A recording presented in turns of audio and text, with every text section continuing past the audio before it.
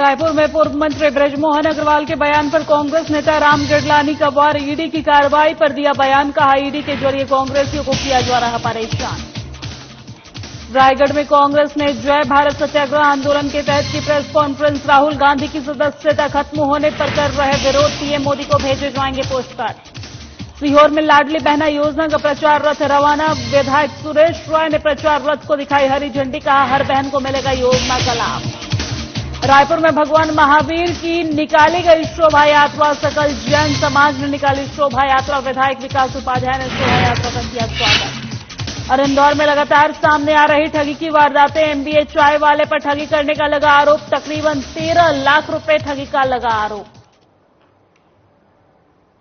नमस्कार, स्वागत है मध्य प्रदेश छत्तीसगढ़ के हमारे इस खास बुलेटिन में। मैं हूं आपके साथ दिव्या सिंह। खबरों की शुरुआत करते हैं।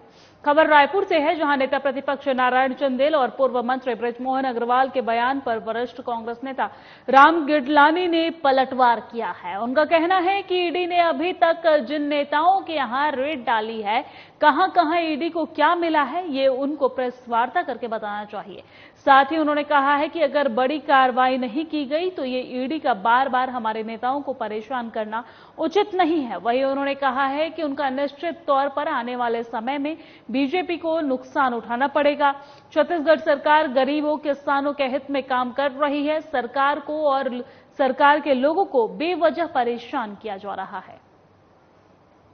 नहीं की गई है और कुछ नहीं मिला है तो ईडी का ये बार बार लोगों के यहाँ जाकर दबिश देना उचित नहीं है। दहशत का वातावरण बन रहा है और निश्चित रूप से इसको आने वाले समय में भारतीय जनता पार्टी को नुकसान उठाना पड़ेगा। भारतीय जनता पार्टी के खिलाफ एक पब्लिक में माहौल बनेगा कि बेवजह छत्तीसगढ़ गवर्नमेंट जो किसानों के हित में, गरीबों के हित में काम कर रही है, उनको उस सरकार के लोगों को परेशान। और आगे बढ़ते हैं। खबर रायगढ़ से है, जहां जिला कांग्रेस कमेटी में युवा कांग्रेस ने जय भारत सत्याग्रह आंदोलन के तहत प्रेस कॉन्फ्रेंस की है। आपको बता दें कि बीते दिनों राहुल गांधी की सांसद की सदस्यता खत्म कर दी गई थी और उसी को लेकर पूरे देश भर में विरोध थमने का नाम नहीं ले रहा है। इसी कड़ी में प्रदेश युवा कांग्रेस के दिशा निर्देश में रायगढ़ में युवा कांग्रेस द्वारा प्रधानमंत्री नरेंद्र मोदी को प्रदेश से 1 लाख से अधिक पोस्ट कार्ड भेजे जाएंगे और जिसमें 3 सवाल पूछे जाएंगे। ये बैनर तले एक अभियान चालू युवा कांग्रेस द्वारा किया जा रहा है, जिसमें नरेंद्र मोदी जी जो देश के प्रधानमंत्री हैं और आरएसएस के इशारे पे कार्य करते हैं, उनसे हम एक पोस्टल कार्ड के माध्यम से 3 सवाल पूछने जा रहे हैं। देश की जनता के बीच हम जाएंगे और उनको ये जो हमारा पोस्टल कार्ड है ये बताएंगे और उनसे ये 3 सवाल हम पूछने वाले हैं कि प्रिय मोदी जी बताएं कि अडानी ने अब तक बीजेपी को कितने करोड़ का फंड दिया।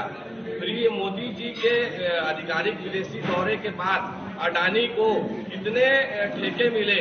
क्या नरेंद्र मोदी जी विदेशी दौरा जो भी करते आए या सरकारी खर्च पे जो उन्होंने दौरा किया वो अडानी को ठेके दिलाने के लिए किए। और वो पूरी देश की जनता ये जानना चाहती है कि ऐसा कौन सा मूल मंत्र और ऐसा कौन सा सूत्र नरेंद्र मोदी जी ने इनको दिया है अडानी को कि मात्र 8 साल में वो 609वें स्थान से दूसरे सबसे अधिक अमीर व्यक्ति बन गए हैं। वो जिस प्रकार हमारे नेता राहुल गांधी जी की आवाज को संसद भवन में म्यूट किया गया है, वो राहुल गांधी जी की आवाज देश के करोड़ों लोगों की आवाज है। देश के करोड़ों लोग जानना चाहते हैं, देश जानना चाहता है कि मोदी जी और अडानी जी के बीच में ऐसा क्या संबंध है, कि मोदी जी के पास ऐसा क्या मंत्र है कि अडानी हमारे सबसे रईस बन गए। इन सब मुद्दों पे आज हमने प्रेस कॉन्फ्रेंस रखा था। देश की जनता मोदी जी से सवाल कर रही है और मोदी जी को इसको जवाब देना चाहिए। उन्होंने हमारे नेता के आवाज़ को म्यूट किया है और देश की जनता की आवाज़ को म्यूट नहीं कर सकती, इसलिए हम पोस्ट कार्ड अभियान के माध्यम से मोदी जी से सवाल करें। आगे बढ़ते हैं। सीहोर में विधायक सुरेश राय ने सीएम शिवराज सिंह चौहान की ओर से संचालित लाडली बहना योजना के व्यापक प्रचार प्रसार के लिए प्रचार रथ को हरी झंडी दिखाई है और जिसके बाद लोगों ने देख रहा सारा देश सबसे आगे मध्य प्रदेश के नारे लगाए हैं। वही विधायक ने बताया है कि लाडली बहना योजना को घर घर तक पहुंचाने का काम बीजेपी की ओर से किया जाएगा। साथ ही विधायक ने कहा है कि ये योजना मेरी हर बहन के सपनों को साकार करेगी। और इस मौके पर सीहोर विधायक सुदेश राय के साथ नगर पालिका अध्यक्ष प्रिंस राठौड़, पार्षद प्रदीप गौतम समेत कई गणमान्य नागरिक भी उपस्थित रहेंगे।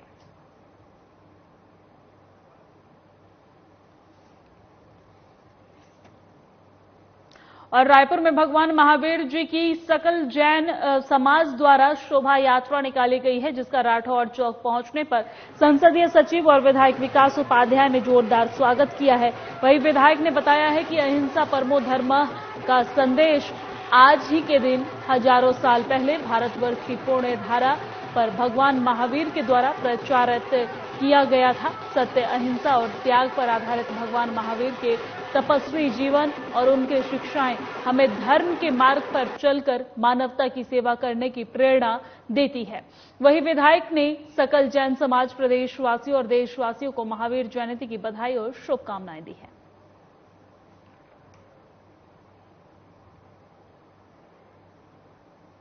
और इंदौर में लगातार ठगी की वारदातें सामने आ रही है और इसी कड़ी में एमबीए चाय वाले के द्वारा जिस तरीके से इंदौर सहित देश भर में फ्रेंचाइजी देकर एमबीए चाय वाले के नाम से दुकान खोली गई और तकरीबन 13 लाख रुपए की ठगी की गई, उससे संबंधित लोग इंदौर के लसूड़िया थाने पहुंचकर पूरे मामले में शिकायती आवेदन देकर कार्रवाई की मांग की है। वहीं पुलिस के वरिष्ठ अधिकारियों का कहना है कि पूरे ही मामले में जांच कर संबंधित व्यक्ति के खिलाफ प्रकरण दर्ज किया जाएगा। सभी मैं युवा साथियों के साथ में ये लसूड़िया थाने पे आया हूँ। ये एमबीए चाय वाला जो बहुत ज्ञान देता है लोगों को, बच्चों को, आजकल के 10वीं 12वीं के बच्चों को बहुत मोटिवेट करता है। मैं आप सभी युवाओं को कहना चाहता हूं कि मेरे इंदौर के कुछ साथी ऐसे, इंदौर में उसने 7 लोगों को फ्रेंचाइजी बेची थी, 30-30, 10-10 लाख रुपए में फ्रेंचाइजी बेची और एक चाय की दुकान को खोलने के लिए उसने कम से कम इनमें 30-30 लाख रुपए लगवा दिए। मेरे साथ में सभी लोग यहाँ पर मौजूद हैं, आप देख सकते हैं। इन लोगों ने ठगी का काम करा है। जब इनने फ्रेंचाइजी दी थी, बोला था कि हम आपके यहाँ आएंगे, हम चलाएंगे, 10,000 रुपए का गल्ला रहेगा, 600 रुपए का गल्ला हो रहा है।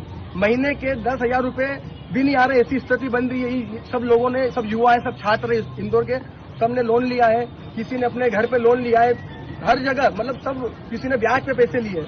ऐसी स्थिति हो गई कि आज ये घर पे मुंह दिखाने लायक नहीं रहे। बीते समय में एमबीए चावला और व्यक्तिगत रूप से कुछ लोगों के द्वारा हमारी छवि को धूमिल और नीचे दिखाने की कोशिश की गई है, जो कि सरासर गलत है। फ्रेंचाइजी के मामले को लेकर ये सब चर्चा गर्मजोशी पर है शायद, परंतु हम इसमें पूर्ण स्वरूप से ट्रांसपेरेंट, जेन्युइन है। हमने किसी से इतना पैसा नहीं लिया है जितना बताया जा रहा है। एक फीस होती है 5 साल की सर्विस की, वही फीस हमने सबसे ली है और वो पूरे अकाउंट में है और ये सभी को ज्ञात है, जिसने दिया है उन्हें भी और जिनने लिया है, मतलब हम कंपनी, एज ए कंपनी हमें भी पता है। दूसरी चीज धोखाधड़ी और इनका आरोप लग रहा है, तो वो भी सरासर गलत है। हम आज भी हमारे आउटलेट्स के साथ खड़े हैं। कुछ 2, 5, 10 लोगों को कुछ शिकायतें हैं जिसका समाधान संभव है। देखिए, अभी आवेदन जो है जिसकी बात कर रहे हैं, हमारे कार्यालय में प्राप्त नहीं हुई है। थाने में ऐसा आवेदन दिया गया है, साहब के द्वारा संज्ञान में लाया गया है। निश्चित रूप से जो भी उसमें वैधानिक जांच करके जो उसमें अगर कोई प्रकरण बनता है या उसमें कोई सिविल मैटर है, वो जो भी वैधानिक कार्रवाई है उसमें की जाएगी। वीडियो आपने अभी संज्ञान में लाया है, जो सोशल मीडिया पे भी उनके द्वारा प्रसारित किया गया है, उसमें ऐसा प्रतीत हो रहा है कि कोई फ्रेंचाइजी से रिलेटेड उनका बिजनेस रिलेशन था। अब उसमें क्या एग्रीमेंट था और किस संबंध में क्या उनका आश्वासन था और लीगल एग्रीमेंट के हिसाब से क्या उसमें वायलेशन हुआ है, उसको देख के क्या वो सिविल मामला है या जो भी क्रिमिनल उसमें एलिमेंट है, उसको जो भी देख के जांच करके जो भी वैधानिक कार्रवाई। आगे बढ़ते हैं। इंदौर क्राइम ब्रांच पुलिस ने पिछले महीने फरार भूमाफियाओं दीपक जैन को मथुरा के वृंदावन से गिरफ्तार किया था। पुलिस ने दीपक को इंदौर लाकर सलाखों के पीछे भी भेज दिया था। दीपक पर आरोप है कि उसने रासुका हटाने के लिए अपर मुख्य सचिव के फर्जी हस्ताक्षर का पत्र बनवाया था और जिससे वो रासुका के लिए जमानत चाहता था, लेकिन पुलिस द्वारा दीपक को गिरफ्तार कर लिया गया था। जहां से दीपक को जमानत मिल गई थी, वहीं मंगलवार सुबह क्राइम ब्रांच पुलिस ने एक बार फिर दीपक मद्दा सहित 10 आरोपियों पर 5 करोड़ के गबन के केस दर्ज कर लिया है। आरोप है कि भूमाफिया दीपक जैन ने कल्पतरु गृह निर्माण संस्था से फर्जीवाड़ा किया है। कल्पतरू गृह निर्माण संस्था के प्रशासक के द्वारा एफआईआर कराई गई है। उसमें उनके द्वारा ये आरोप लगाया गया कि आरोपी दीपक मद्दा एवं अन्य 10 लोगों के द्वारा इस गृह निर्माण संस्था के जो रुपए थे उनका गबन किया गया है और उस संबंध में एफआईआर की गई है और जो उसमें आगे जो वैधानिक कार्रवाई है वो की जा रही है। इनके रिपोर्ट के अनुसार लगभग जो है करीब लगभग 5 करोड़ का जो है ये इसमें गबन किया गया है। तो उस संबंध में जो है जांच चल रही है। और बिलासपुर के सभी मुख्य चौक चौराहों पर यातायात पुलिस द्वारा बुलेट वाहन चेकिंग अभियान चलाया गया है। पुलिस के इस सरप्राइज चेकिंग से शहर भर के बुलेट चालकों के बीच हड़कंप मचा हुआ है। दरअसल गाड़ियों की मॉडिफाई कर गाड़ियों को यातायात के नियमों की धज्जियां उड़ाने और तेज आवाज साइलेंसर लगाकर ध्वनि प्रदूषण फैलाने वालों के खिलाफ ताबड़तोड़ कार्रवाई की गई है। इस दौरान मॉडिफाई करने वाले चालकों के खिलाफ चालानी कार्रवाई की गई है। वहीं ऐसा साइलेंसर जो नियम के विरुद्ध लगे हैं उसे निकालकर अलग भी कर दिया गया है।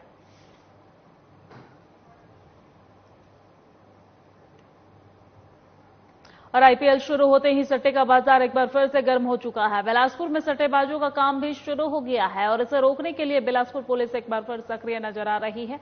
जिले की पहली कार्रवाई कोतवाली थाने द्वारा की गई है, जहां ऑनलाइन आईपीएल पर सट्टा लगवाते 3 आरोपियों को गिरफ्तार कर लिया गया है। वही आरोपी से 1 नग मोबाइल, 4000 रुपए नगद और 1 कार और 1 सट्टा पर्ची बरामद की गई है। फिलहाल पुलिस ने आरोपियों को गिरफ्तार कर न्यायिक रिमांड पर भेज दिया है। सूचना मिली थी कि लाल बहादुर शास्त्री स्कूल और दयालबंद में कुछ लोग आईपीएल सट्टा खिला रहे हैं, जिस पर क्राइम ब्रांच बिलासपुर और सिटी कोतवाली पुलिस संयुक्त रूप से कार्रवाई किए हैं। दोनों जगह रेड कार्रवाई की गई, जिसमें 3 लोग इलेक्ट्रॉनिक साधनों का उपयोग करते हुए सट्टा खिला रहे थे, जिसमें 3 लोग हैं राहुल गोले, प्रतीक गुप्ता और संजीत गोयल। ये तीनों मिलकर 2 जगह पर इलेक्ट्रॉनिक साधनों का उपयोग करके सट्टा खिला रहे थे। इनके कब्जे से 6000 रुपए जब्त किया गया, विधिवत कार्रवाई किया गया है। यह जिले की पहली कार्रवाई है जो जुआ एक्ट 2022 के अधिनियम के तहत की जा रही है। और बसना पुलिस ने चोरी के गहने को बेचने की कोशिश कर रहे एक व्यक्ति को गिरफ्तार किया है। दरअसल थाना प्रभारी कुमारी चंद्राकर को मुखबिर से सूचना मिली कि शहीद वीर नारायण चौक पर हरिराम ज्वेलर्स दुकान के पास एक व्यक्ति चोरी के जेवरात बेचने के लिए ग्राहक तलाश रहा है। सूचना मिलने के बाद पुलिस टीम मौके पर पहुंची और युवक को रंगे हाथों गिरफ्तार कर लिया है। इस दौरान पुलिस ने आरोपी से 2 सोने की चेन और 2 जोड़ी सोने की बाली और 1 जोड़ी चांदी की पायल समेत एक मोबाइल जब्त किया है। फिलहाल पुलिस आगे की कार्रवाई में जुट गई है। पुलिस को सूचना मिली थी कि एक लड़का है जो जेवर बेचने आया है पुराना चोरी करके। उसके आधार पर तस्दीक करने के लिए थाना से एएसआई टारम साहब को रवाना किया गया था। कुछ चौक पे जिस मीडिया को बताया था मुखबिर द्वारा, उस लड़के को पूछताछ किया तो इधर उधर घुमाने लगा, तो उसे तलाशी लिए तो उसके पास में कुछ जेवर मिले सोने और चांदी के। तो उनके बारे में पूछा तो उसके द्वारा पहले तो नहीं बताया, पर बाद में बताया कि वो चोरी का सामान लाया है, उसको बेचने के लिए आया है करके। उसके आधार पे उनसे पूछा थाने लाके सख्ती से, तो उनके पास से लगभग 2 नग माला था सोने का और 2 जोड़ी चाप्स, 1 जोड़ी पायल और कान के फुल्ली और 1 मोबाइल, जो वो अपने गांव जगत से चोरी करना बताया लूडो पटेल और जयलाल पटेल के यहाँ से। तो उनको देखते हुए 41/4 की कार्रवाई कर आरोपी मनोज बारिक को गिरफ्तार कर। और अब खबर बसना से है, जहां पुलिस ने 3 महीने पहले हुए कार चोरी मामले का खुलासा कर दिया है। आपको बता दें कि प्रार्थी ने 13 जनवरी को थाने में रिपोर्ट दर्ज करवाई थी कि कोई रात में उसकी कार को चोरी करके ले गया है, और जिसके बाद पुलिस ने जांच शुरू की और अब कार के साथ आरोपी को गिरफ्तार कर लिया है। फिलहाल आरोपी को गिरफ्तार कर न्यायिक रिमांड पर भेज दिया है। लगभग 3 जनवरी 2023 को हमारे यहाँ से तोजगांव से एक सुमो गाड़ी चोरी हुई थी CG04HB5993। तो उस समय अपराध कायमी करके आरोपी की तलाश कर रहे थे। उसी दौरान एक सिरको में मोटरसाइकिल की चोरी हुई 1 महीना पहले। तो जब उसको लाए थे तो उनके द्वारा कुछ बताया गया था कि ये लड़का चोरी में शामिल है। तो संपत नाम का बताया था। संपत उस भोई उसकी तलाश कर रहे थे। संपत भोई को लाके पूछताछ किए, उनके द्वारा गाड़ी चोरी, अपने साथी के साथ मिलकर गाड़ी चोरी करना और उसको जंगल में छुपा के रखना होता है। उसी के आधार पे मुरन्नत के आधार पे पुलिस ने सुमो वाहन को जब्ती किया है। और अब खबर सरायपाली से है, जहां गांजा तस्करों पर पुलिस लगातार कार्रवाई कर रही है और इसके बावजूद गांजा तस्कर नए नए तरीके से गांजा तस्करी करने में लगे हुए हैं। ताजा मामला सिंघोड़ा थाना क्षेत्र के अंतर्गत का बताया जा रहा है, जहां पुलिस ने मुखबिर की सूचना के आधार पर ट्रक समेत 1 क्विंटल गांजा जब्त की है। फिलहाल पुलिस ने गांजा तस्कर को गिरफ्तार कर जेल भेज दिया है। में आज प्रातः चेकिंग कार्रवाई के दौरान एक ट्रक जो कि उड़ीसा बरगढ़ की ओर से आ रहा था, उक्त ट्रक को जब उसकी चेकिंग की गई तो उसमें कार्टून, पुट्ठे इत्यादि का होना पाया गया। जिससे कि हटाकर जब हमारी पुलिस टीम के द्वारा, साइबर टीम के द्वारा चेक किया गया तो उसके में से लगभग 100 किलोग्राम का गांजा जो है, जो कि छुपा कर रखा गया था, 1 क्विंटल मात्रा का गांजा बरामद किया गया। जिसके संबंध में जो ट्रक का मालिक है, जिसका नाम अमरनाथ अभिमन्यु मालवीय है, जिसके द्वारा ही ट्रक चलाया जा रहा था, कोई वैधानिक दस्तावेज नहीं उपलब्ध होने के कारण उसके विरुद्ध जो है एनडीपीएस एक्ट की धाराओं के तहत अपराध पंजीबद्ध किया गया है तथा समस्त गांजा जिसकी कीमत 20 लाख कीमत है और ट्रक जो कि 12 लाख कीमत का है, लगभग 32 लाख का कुल सामान जो है इस प्रकरण में जब्त किया गया है। आरोपी को प्रकरण में आरोपी पाते हुए उसे विधि सम्मत कार्यवाही करते हुए गिरफ्तार किया गया है तथा माननीय सक्षम न्यायालय के समक्ष प्रस्तुत किया जा रहा है।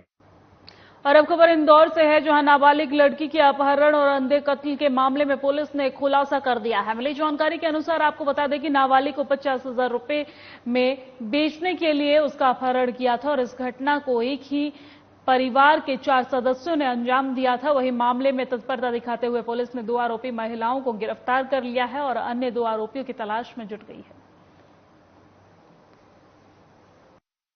25 तारीख को पुलिस को सूचना मिली कि शिप्रा थाना में रेलवे पटरी के पास एक 12 से 13 साल की बालिका का एक शव पड़ा है, जिसको पुलिस ने जब देखा तो प्रथम दृष्टया वो एक मर्डर का केस लग रहा था। पुलिस ने इसमें काफी मेहनत करके प्रयास किया कि लड़की कौन है, तो पता लगा कि पीतमपुर में थाना क्षेत्र में इसी लड़की के ऊपर एक गुमशुदगी की रिपोर्ट कायम हुई है। पुलिस ने काफी प्रयास करने पे 100 से अधिक कैमरा को चेक किया तो ये सामने आया कि महू बस स्टेशन के पास वहां पे ये लड़की दिखाई दे रही थी जाती हुई। इसकी जो पड़ोसी थी बालिका की जिसकी हत्या हुई, उसकी पड़ोसी किरण उसको बहला फुसला के अपनी माँ के घर ले गई और माँ के घर जब वो लेकर गई, माँ ने उस बालिका को देखकर अपने पति जगदीश एवं अपने बेटे के साथ षड्यंत्र किया कि वो इसको कहीं बेचेंगे। इस पर्पज के लिए वो उसको लड़की को यहाँ से देवास लेकर गए। देवास में उन लोगों ने लोगों से प्रयास किया उसको बेचने का।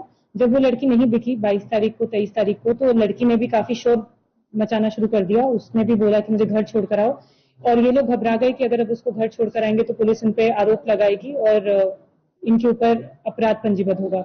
इसी डर के कारण वो लोग इस लड़की को 24 तारीख की रात को एक सुनसान इलाके में रेलवे पटरी के पास थाना क्षेत्र शिप्रा में ले गए और वहां पे इसको पत्थर इसके ऊपर मारकर इसकी हत्या। और देवभोग थाना क्षेत्र अंतर्गत राजापारा मोहल्ले में एक पत्नी ने अपने शिक्षक पति को मौत के घाट उतार दिया है। आपको बता दें कि आरोपी पत्नी ने बेलन से गला दबाकर घटना को अंजाम दिया था। मामले में देवभोग पुलिस ने मार्ग कायम कर शव को पोस्टमार्टम करवाकर शव परिजनों को सौंप दिया है। वही आरोपी पत्नी के खिलाफ धारा 302 के तहत अपराध पंजीबद्ध कर गिरफ्तार कर लिया गया है।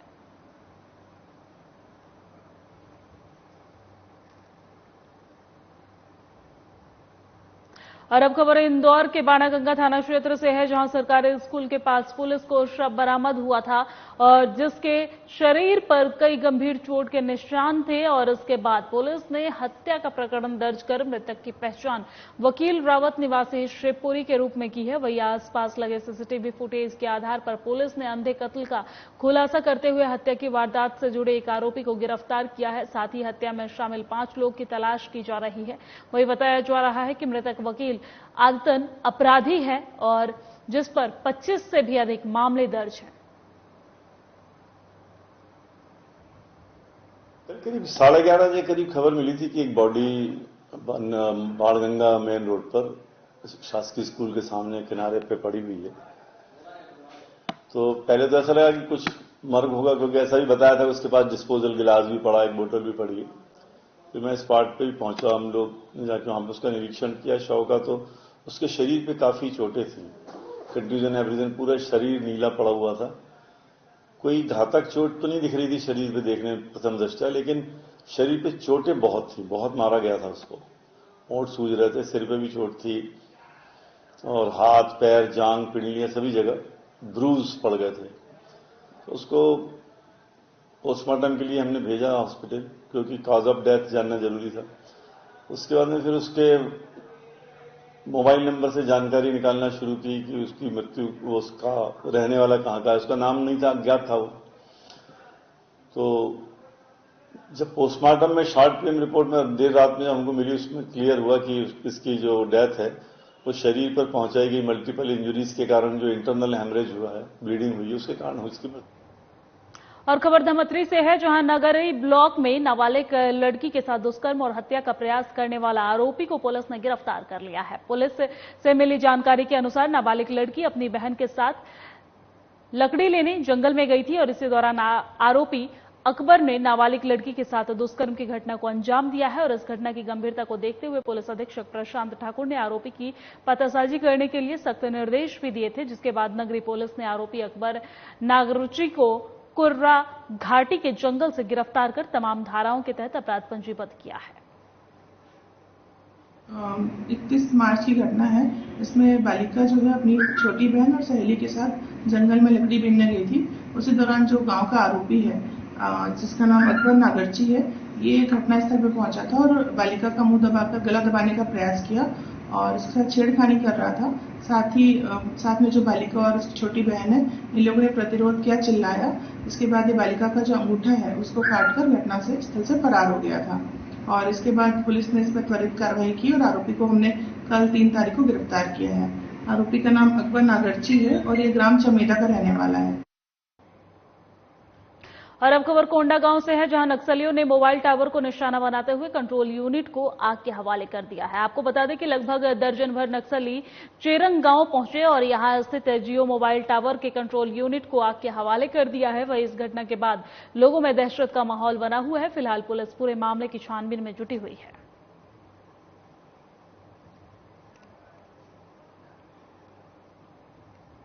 और अब खबर धमतरी जिले के नगरी ब्लॉक से है, जहां छात्रावास में एक साथ लगभग 19 छात्राएं कोरोना पॉजिटिव पाई गई हैं। वहीं अन्य छात्राओं का भी कोविड टेस्ट किया जा रहा है और इसी दौरान स्वास्थ्य विभाग की टीम भी सख्ते में आ गई है और कोविड टेस्ट में जुट गई है। गौरतलब है कि धमतरी जिले में इन दिनों कोरोना तेजी से बढ़ रहा है। कोरोना मरीजों के एक्टिव मरीजों की संख्या अब तक 23 हो चुकी है। स्वास्थ्य नगरी कार्यालय से मिली जानकारी के अनुसार 3 अप्रैल को कन्या छात्रावास नगरी में रहकर पढ़ाई करने वाले 19 छात्राएं एक साथ कोरोना पॉजिटिव मिली हैं और इससे नगरी में हड़कंप मच गया है। सभी छात्राओं को छात्रावास में ही क्वारंटाइन कर आइसोलेट कर दिया गया है। संक्रमित छात्राओं के संपर्क में आने वाली अन्य छात्राओं की कन्या छात्रावास में कोरोना जांच की जा रही है।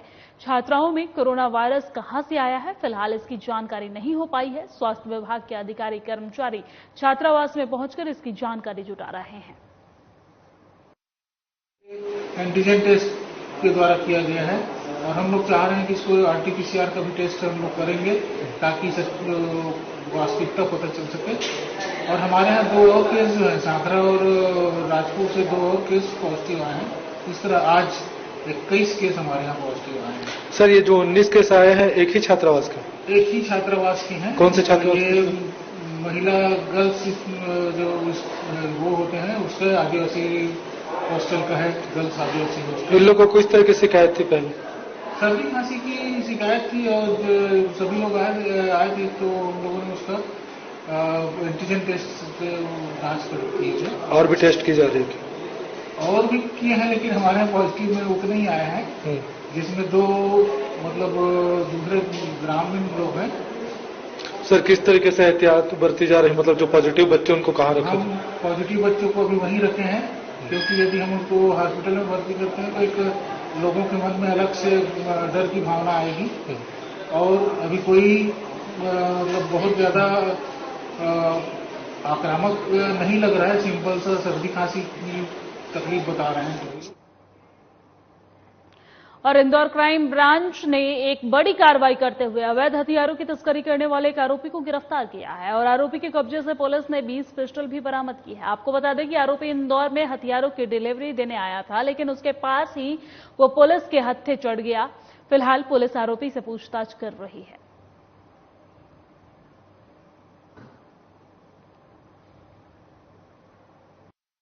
को ये सूचना मिल रही थी कि ऐसे कुछ व्यक्ति सक्रिय हैं सिकलीगर, जो कि लगातार इंदौर में जो है संपर्क करके अवैध आर्म्स दे रहे हैं। इस सूचना को डेवलप करते हुए जो है इसमें एक सिकलीगर नानक सिंह को पकड़ा गया है।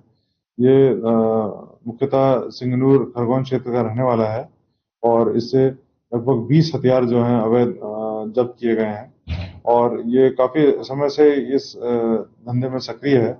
इस पे तेजाजी नगर से इनाम भी है 5,000 रुपए का पूर्व प्रमाण से।